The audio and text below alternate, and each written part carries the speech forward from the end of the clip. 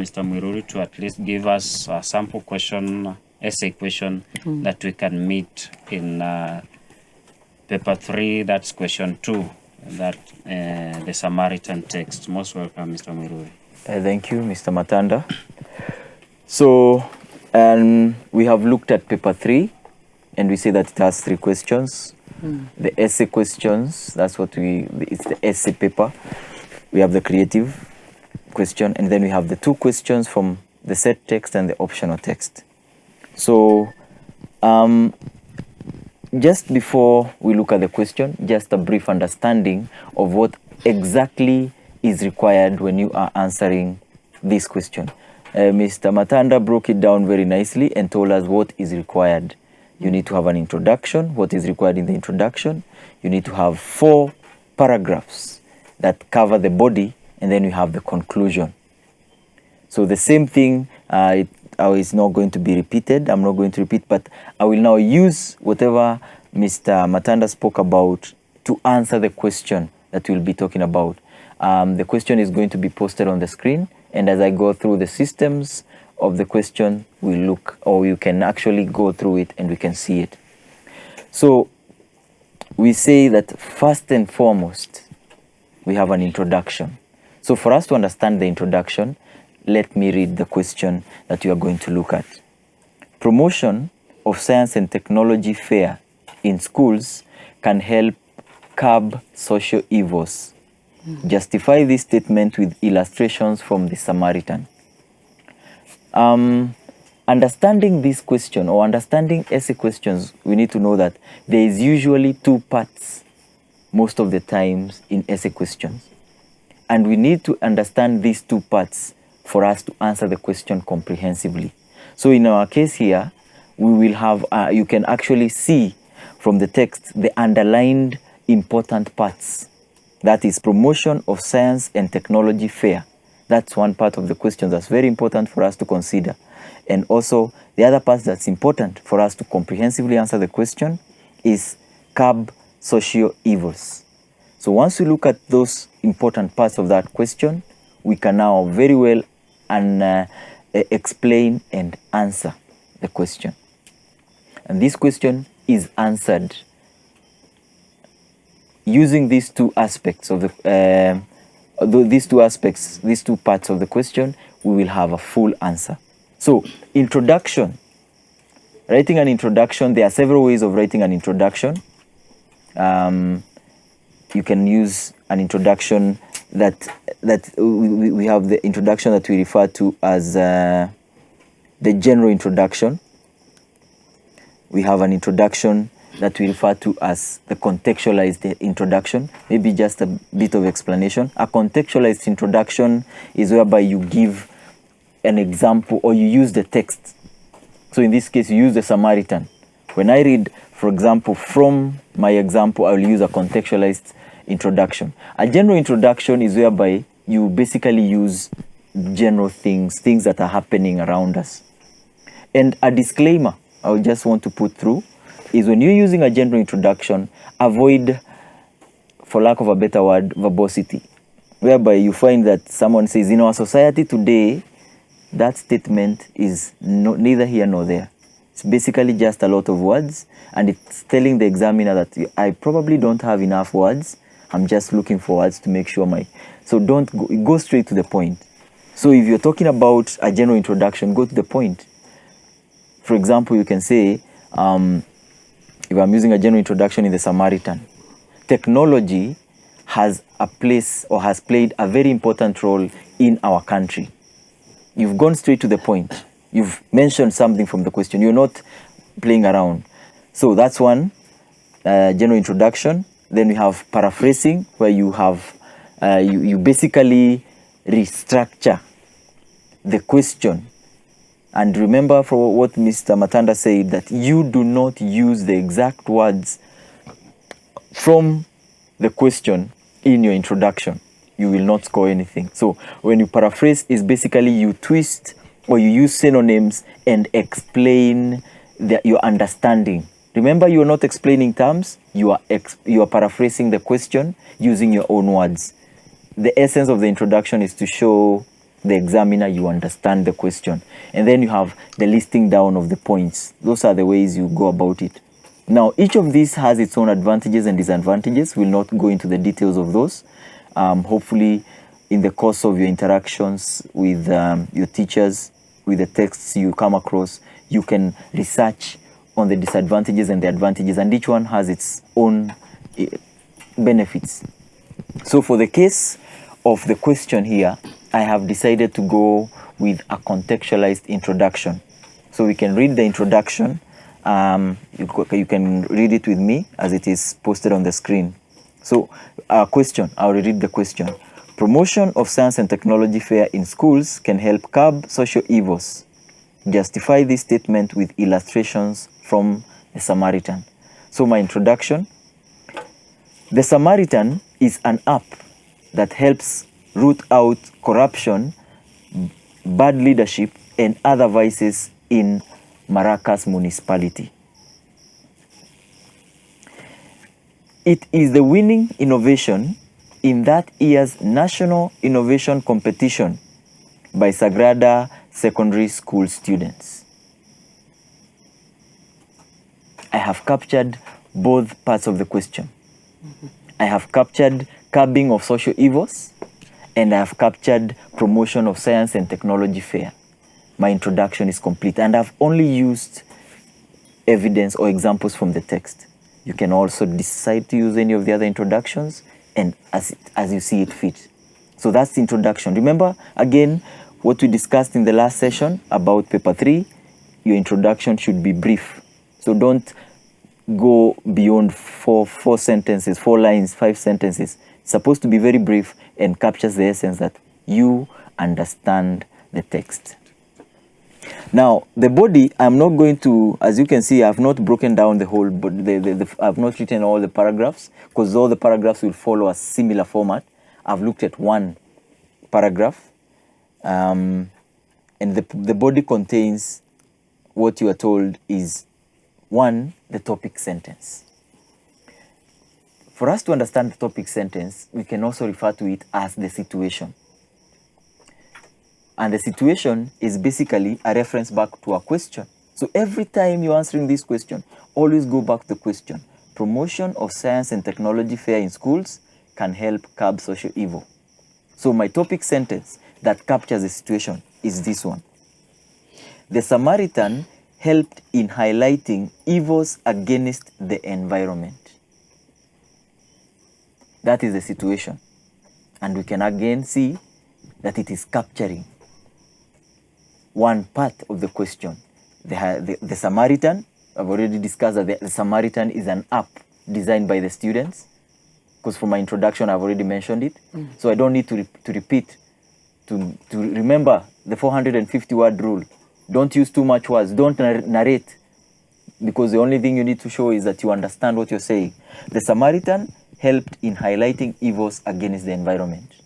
It has captured both sides. The Samaritan is an app designed by students, and it is highlighting evils against the environment. That's the topic sentence. That's the situation.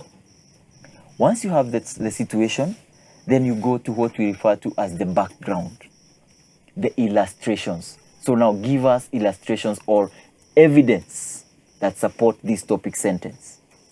Remember, we are working, as you can see, we are working towards a full 3 points in each paragraph. So for me, or for this question, this is the illustration or the illustrations. When Alvita and Montana wanted to find out if the Samaritan app works, they put it on a test run to protect the environment. I have gotten, and you see the illustrations are very detailed from the text. I am not narrating, I am using evidence from the text. So you see the essence of you having read the text and understood it as it is supposed to be understood. So I'll repeat. When Alvita and Montana wanted to find out if the Samaritan app works, they put it on a test run to protect the environment. They put it on a test run to protect the environment, the background, to the answer to my topic sentence. Then after that, we move to what we may call activities or actions.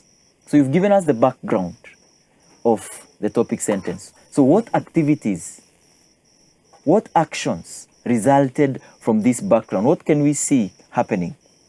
People took photographs and videos of illegal activities that degraded the environment in their neighborhoods, provided details of the location where these activities were taking place, and the people involved.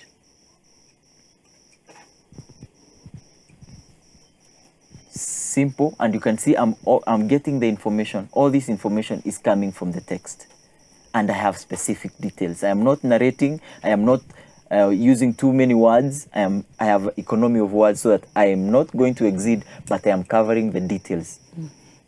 So after that, I'll repeat that. People took photographs and videos of illegal activities that degraded the environment in their neighborhoods, provided details of the location where the activities were taking place, and the people involved. Then we have what we refer to as the reaction. Reaction from the actions or the activities that you've read. There's always an action and a reaction. In this case, the reaction is basically your own input. What is your reaction to the actions that have happened? What can you say? Now here, you're now showing your interaction with the text, with the question. So for example, in this case, the app, the Samaritan app, gave people an avenue to air their concerns directly to their leaders. I am giving my own view, but that view is also dragged or drawn from the text. Because if you go back there, we can actually see it. So again, part of it. And then we have the virtues and the vices. This question, like I said, usually has two parts. The question can have a vice or a virtue.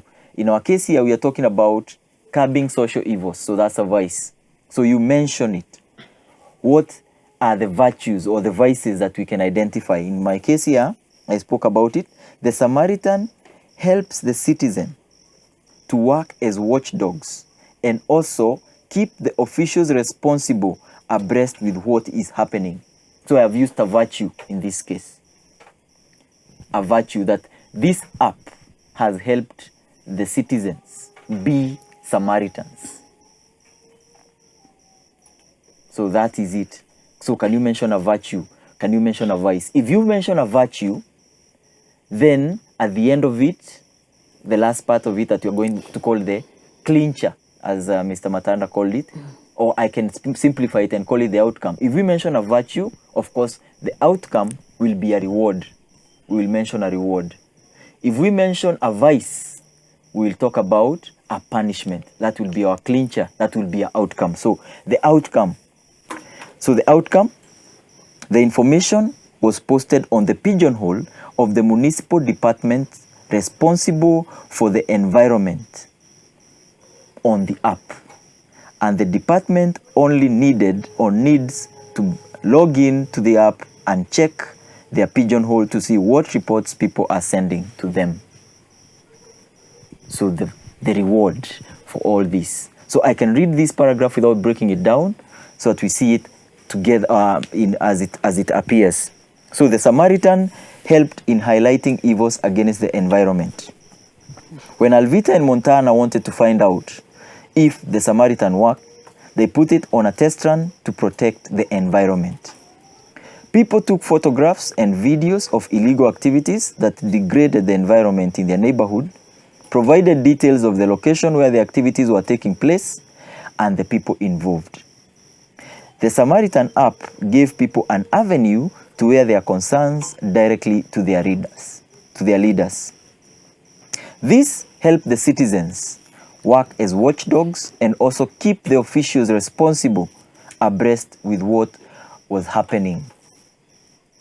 Information posted on the pigeonholes of the municipal, the information was posted on the pigeonholes or the pigeonhole of the municipal department responsible for the environment on the app. And the department only needed to log into the app and check their pigeonhole to see what reports people were sending to them. That is the breakdown of a paragraph consisting of all the areas required. So you just repeat this system in all the other paragraphs. So you see, for you to score the 3 points, you need to have very clear details. So remember what we say.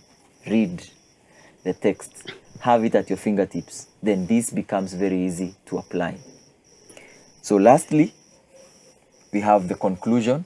And as we were told again by Mr. Matanda, this is simple. It's just a summary. You can use words like in conclusion to summarize. You can, when we talk about the conclusion, you can actually go ahead and talk about, you can use basically what we call, you can summarize the introduction, you can summarize the whatever you've talked about. So you just, maybe in summary, you have the points, summarize them. Or maybe just an overview. So in my case, my conclusion was just simply saying that in conclusion, it is clear that curbing, that promotion of technology in schools, or helping. Okay, let me not use the words, the exact words from the question, so that I don't confuse you. So in conclusion, it's clear that innovation, if encouraged in schools, can help alleviate social degradation. I repeat, innovation, if encouraged in schools, in conclusion, innovation, if encouraged in schools, can help alleviate social degradation. Simple as that. You conclude and you get your 2 points. So thank you, Mr. Matanda, and I think that's basically how to approach paper 3 question. Okay, thank you so much, Mr. Mwiruri. That was so nice and so elaborate.